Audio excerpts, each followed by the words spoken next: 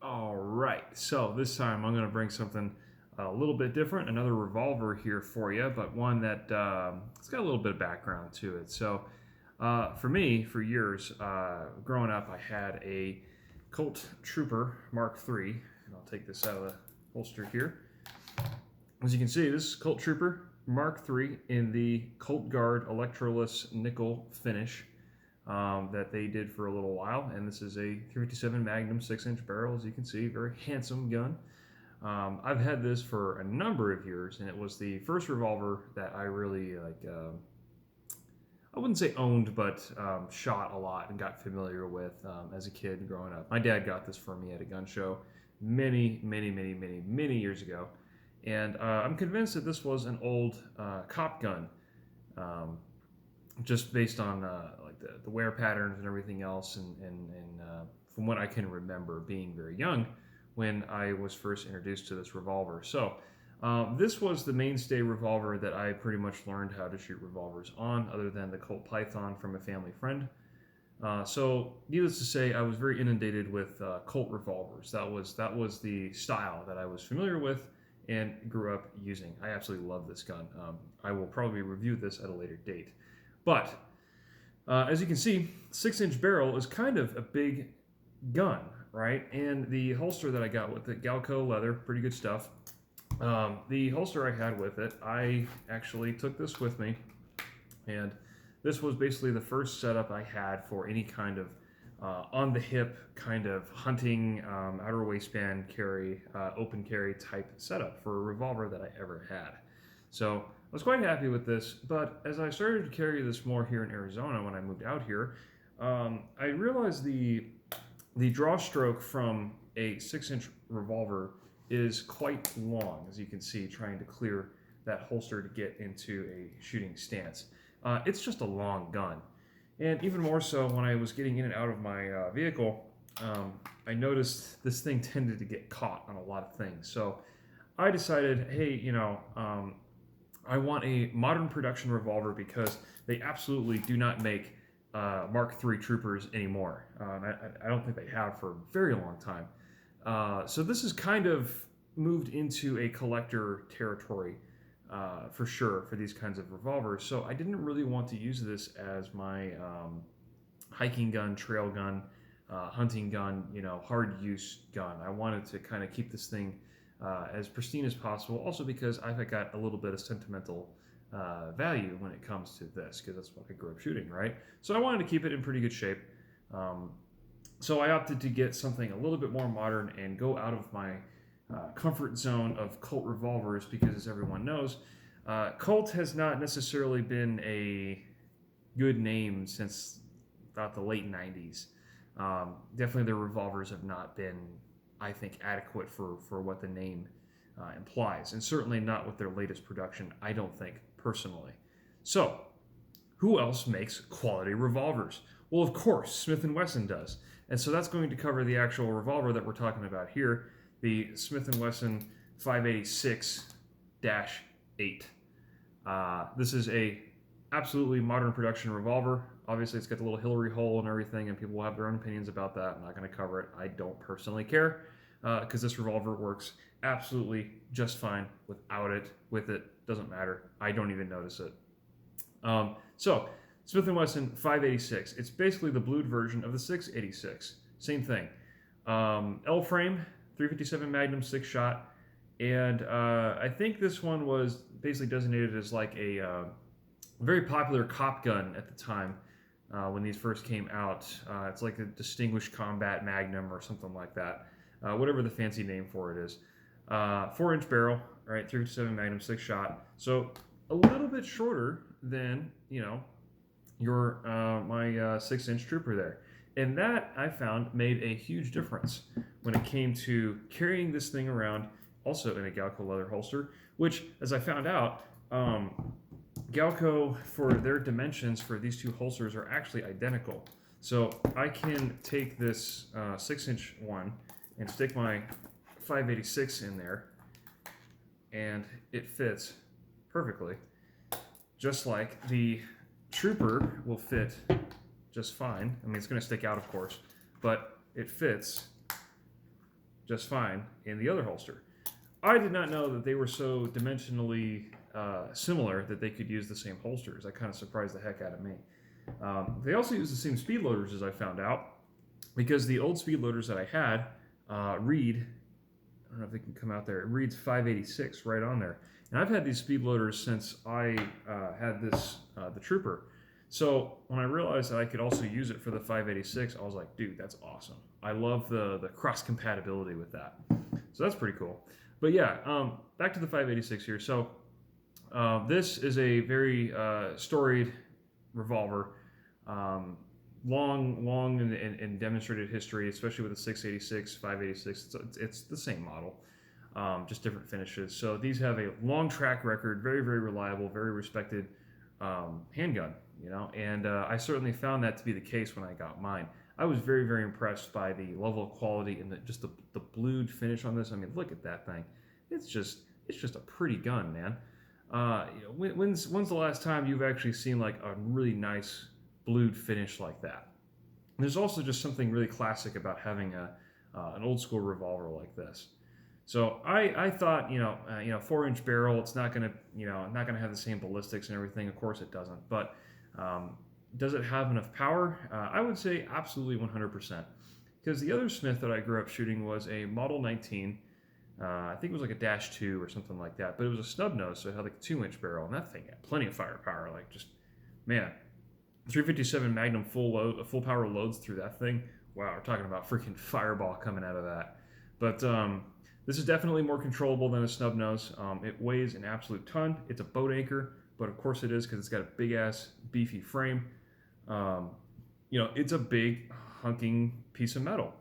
But that's good because you want that for what this was designed to do. And for what I use it for is open carry, hiking gun, trail gun, right? Hunting gun. I don't really get so bent out of shape about marring and scarring this one up from regular use because it is a modern production revolver. This is not a collector's item by any stretch of the imagination. I'll get a little bit sad that the bluing, of course, will get worn over time and scratched up from, me just going through the desert and everything, but that's fine. That's the entire reason why I got this gun, is so I could have a nice 357 Magnum revolver and not damage my Trooper. So I think I bought this with some tax return money from 1 year. I forget when exactly, but I think I paid around like $750 for this thing, which is, I think, honestly, an absolute steal for the level of quality that you get out of this. Smith just makes a good revolver. So, also in saying that too, this is the first proper Smith & Wesson revolver that I've bought and purchased and owned myself for any number of years in time. So I was quite impressed, honestly, with really everything with the gun. There is something to say too about how it shoots with the trigger, right? I'm very used to Colt triggers, and what I mean that is it's the double action, right? So I'm used to very heavy, hard to stage, and of course a absolutely ridiculous single action trigger. The double action on Colt revolvers, a lot of people like to say that they're not as smooth as Smiths. And I didn't want to believe them at first because I am I'm a Colt guy, right? But I have to say, for practical speed and, shall we say, defensive or combat applications, okay, this double action on the 586 is infinitely more usable than the Colt Trooper, in my opinion. I think it has a lot to do with the structure of the frame here. So if you look at how the grip is angled to where you are with the trigger, and how your hand kind of posts up like that, that to me, just for some reason, is a lot more natural than the grip angle and the presentation of a Colt. As you can see, the Colt is not as tall, and it's more flat. Like your hand is, you look at the trigger position there, my trigger finger is a little bit lower there, versus the 586 is more upright and in line. So that makes quite a bit of difference, actually, when it comes to very rapid firing, double action, boom, boom, boom, as fast as you can in a controllable manner. So, of course, the single action on this gun is no slouch either. It surprised the heck out of me. Like when I was first trying this in single action, I thought this must be like a super like performance center tuned action or something like that. The single action was crazy. And everyone who has shot this from among my friends has been surprised by the trigger and how light it is and how good it is. So, yet again, another kudos to Smith & Wesson for their, like, this is arguably an average revolver from their line, and the fact that it's performing this well, just factory stock, I was really impressed by the level of quality of this. Just fantastic. It did take me a little bit of getting used to with the different style of cylinder release. So, as everyone knows, Colt revolvers are a pull back on cylinder release to get the cylinder to come out. Smiths, on the other hand, are a push forward. And it did take me a little while to get used to that because my muscle memory is always pull back, push the cylinder out, boom, load, good to go. So I've had times where I've actually pulled back on the cylinder release. Like, what the heck is wrong with this thing? It took me a little while to get over that, but not too bad. I actually have quite a bit of experience shooting revolvers, so it getting over that muscle memory of like I said, from Colts is a little bit, but it's not too bad. Just as an experiment, though, I actually did go on the range one day, and I took both of these out, and I shot about 50 rounds with this, just banging away, and unloading it, loading it, right, just doing the whole motion there, manual of arms, and then I switched immediately to the 586, and yeah, it I caught myself trying to pull back on the cylinder release, and I was like, okay. So, and in the rare occasion that I have to use both of these things at the same time, yeah, I probably am going to get hung up on it, but not a big deal. I can't imagine a situation where I'm going to need both of these at the same time. Anyway, so as far as shooting, though, this frame and this gun handles full power 357 Magnum loads very well. It's very comparable to the Trooper. Actually, I think the 586 weighs a little bit more than the Trooper, even with the longer barrel. But this one, just as heavy as it is, and with these grips too, the Packmeyer grips, which are my favorite, honestly, it just eats up the recoil. Like even just today, I went to the range and I was practicing 357 Magnum full power loads, just as fast as I can, double action, just boom on target, do a reload, do another 6 shots, boom as fast as I can, and I did pretty well. So I was quite happy with that, and just more of just how well made these things are, fantastic. Shooting 38s through this is like shooting a 22. It is, there's no recoil at all. It's very subdued, not very loud at all. Just fantastic. And of course, too, adjustable target sights, which are absolutely my favorite. I love the fact that like pretty much every revolver you get in this kind of like medium to full size frame is going to have adjustable sights. I love it. I wish more semi-autos and autoloader handguns had adjustable target sights like this. So moving on to accuracy, the best I've gotten with this is just under 2 inches at 25 yards. Now, I know there's a lot of reloaders out there and a lot of specialty ammunition and people who can really fine-tune these things that can get under an inch at 25 yards. I'm like 100% positive there are people out there that can do that. I don't. Not yet, anyways. I just shoot regular factory ammunition, basically anything I can find these days, because 357 Magnum is, almost impossible to find, and when you do find it, it's very expensive. We're talking like $43, $48 for a box of 50, right? And this is just like not even defensive loads. It's just like FMJ stuff. So very expensive. I don't shoot Magnums through this all that much anymore because I don't have a whole lot, and it's very expensive.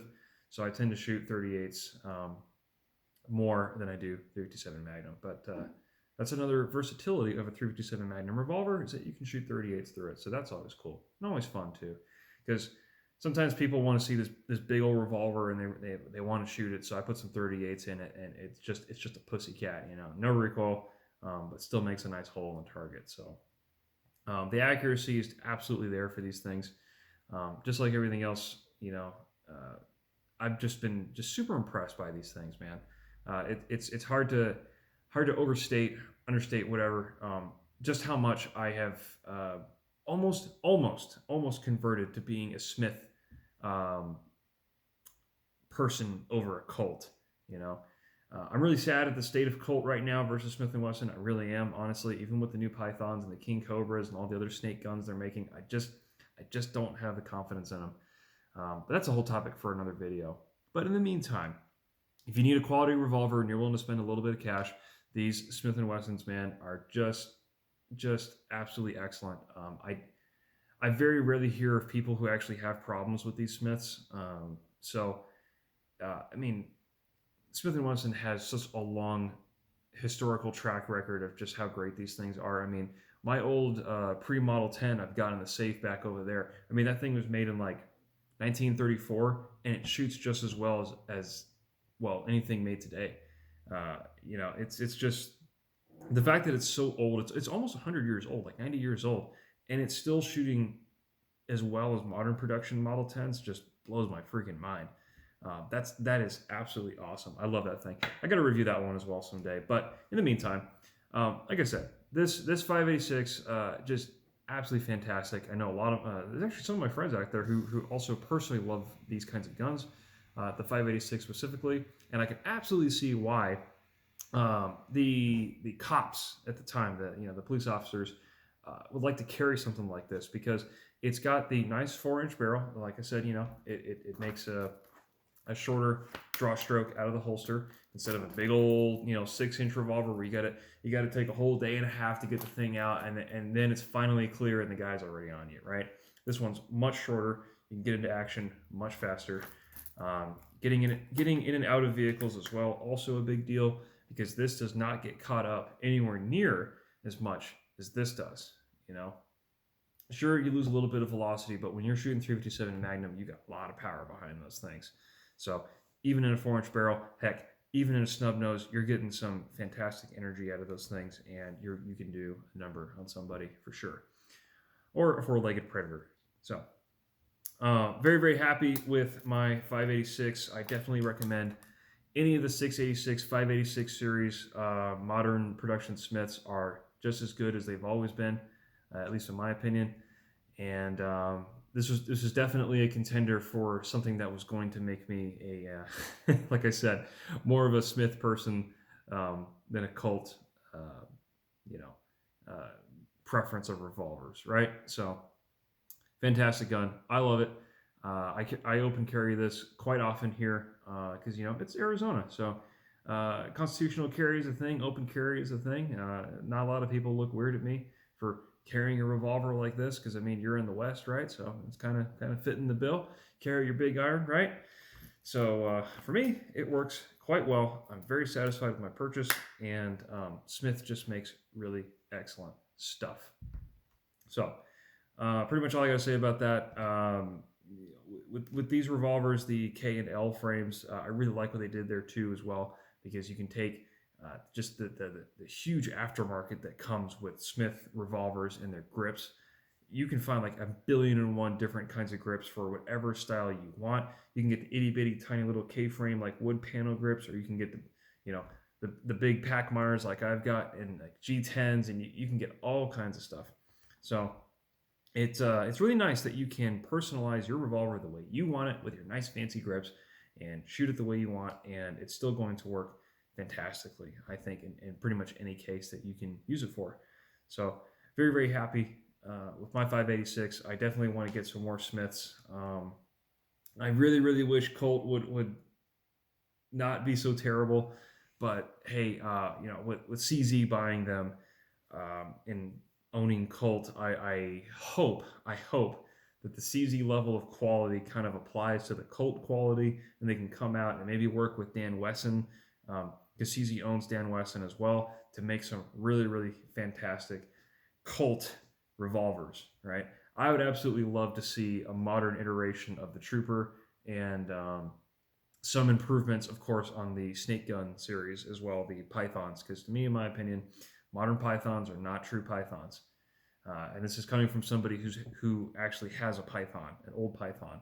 So maybe someday I'll buy one of the new Pythons just because I want to have the comparison. But I'm getting a little bit off topic here from the 586. But anyways, revolver talk, right? So anyway, 586, excellent stuff. Love seeing it from Smith. Another just knocking it out of the park. If you have any doubt in your mind that 686 and the 586 series are a good revolver, have no doubt in your mind whatsoever. They are excellent guns, very, very worth the money, I think, and there's a reason why they are so popular and they've lasted all of these years. And when Smith brought them back, everyone was just ecstatic, and for good reason too. So they didn't compromise on quality, as far as I can tell. I've got about 750 rounds through this, mostly 357 Magnums, and it's been working great. So I really, really like it. So anyway, all I gotta say about that. Love the Smiths, but I'm still a Colt guy at heart. So anyway, I will catch you guys next time.